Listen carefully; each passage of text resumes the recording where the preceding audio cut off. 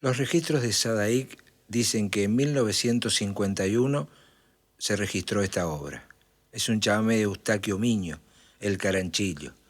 Damasio lo graba en discos de pasta con una versión excepcional y nosotros tratamos de hacer la nuestra. A ver si les gusta.